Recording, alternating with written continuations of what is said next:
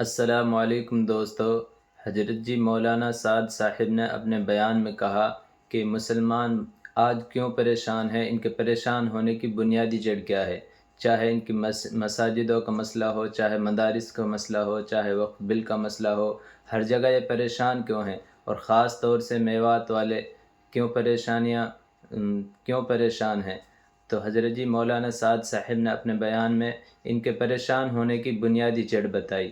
ان کے پریشان ہونے کی بنیادی جڑ حضرت جی مولانا سعد صاحب نے کہا کہ ہم کھانے سے پہلے یہ نہیں سوچتے کہ کھانا کہاں سے آیا ہے، یعنی حلال رزق کی وجہ سے آج ہم پریشان ہیں، کیونکہ آج ہم کھانے سے پہلے، کمانے سے پہلے یہ نہیں سوچتے کہ یہ رزق کہاں سے آ رہا ہے، یہ پیسے کہاں سے آ رہے ہیں۔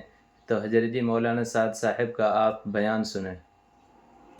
کو چاہیے کہ ایک ایک لقمہ سوچ کر کھائے کہ وہ کیا کھا رہا ہے، کیونکہ لقمہ سمندر ہے، خیالات اس کے موتی ہیں۔ جیسی غذا ہوگی ویسے خیالات ہوں گے، جیسی غذا ویسے خیالات، جیسی غذا گندی ہوگی ویسے گندے اعمال، گندے افعال بدن سے ظاہر ہوں گے۔ اس کی آنکھ نامحرم کو اس لیے دیکھے گی کہ اس کی آنکھ کی باریک رگوں میں حرام کا خون دوڑ رہا ہے۔ یہ نہ چاہتے ہوئے بھی نامحرم سے نظر نہیں پھیر سکتا، یہ نہیں چاہتا کہ دیکھے، مگر اس کی آنکھ اس سے بے قابو ہے، کیونکہ جب اندر خون حرام کا دوڑتا ہے تو پھر اعضاء حرام کام کرنے کے لیے اسے بے قابو ہو جاتے ہیں۔ سیدھی بات ہے، اس کا علم کہتا ہے حرام ہے، اس کے اعضاء کہتے ہیں کہ نہیں کرنا ہے۔ اس لیے فرمایا کہ لقمہ سمندر ہے، خیال کے موتی ہیں، اور حکم دیا ہے کہ اگر تم اپنے جسم سے نیک اعمال ظاہر کرنا چاہتے ہو تو تمہیں چاہیے کہ اپنی غذا پر نظر رکھو۔ انبیاء کو بھی اسی کا حکم ہے، عام مسلمانوں کو بھی اسی کا حکم ہے۔ یا ایھا الذین آمنوا کلوا من طیبات ما رزقناکم، یا ایھا الناس کلوا من طیبات ما رزقناکم، یا ایھا الرسول کلوا من الطیبات۔ یہ انبیاء کو بھی حکم ہے، عام مسلمانوں کو بھی اس کا حکم ہے کہ اپنی غذا کو دیکھو۔ حضور اکرم صلی اللہ علیہ وسلم غزوہ فارغ ہوئے،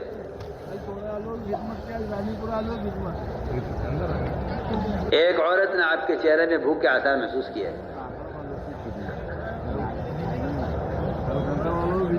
اور آج کے اصلہ میں آپ کے لیے کھانے کا انتظام کرتی ہوں۔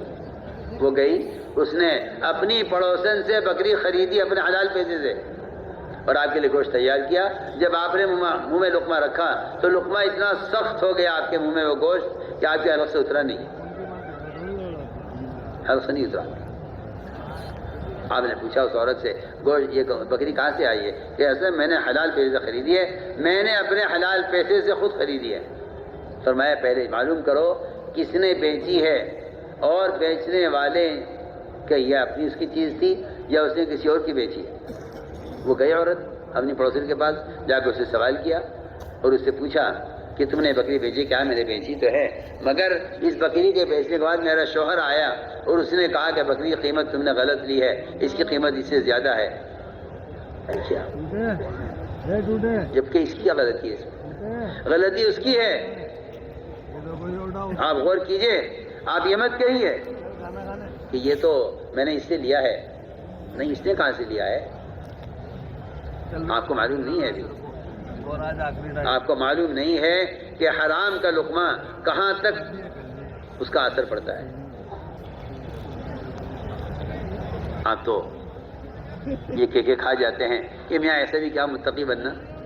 ہمیں واقعی مجھے حیرت ہوتی ہے، ایسے بھی کیا متقی بننا، لوگ مجھے اس پہ حیرت ہوتی ہے۔ ایک آدمی کو معلوم ہے آدمی کا کاروبار سودی ہے،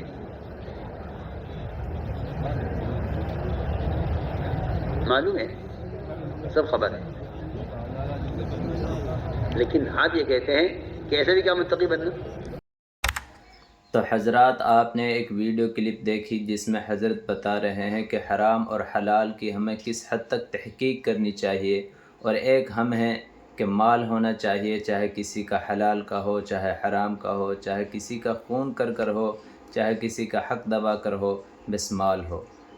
تو میری آپ سے ایک گزارش ہے کہ حلال کمانے میں شرم نہ کریں اور حرام کمانے سے بچیں۔ اللہ تعالی ہمیں حلال رزق عطا فرمائے اور حرام رزق سے ہماری حفاظت فرمائے، آمین۔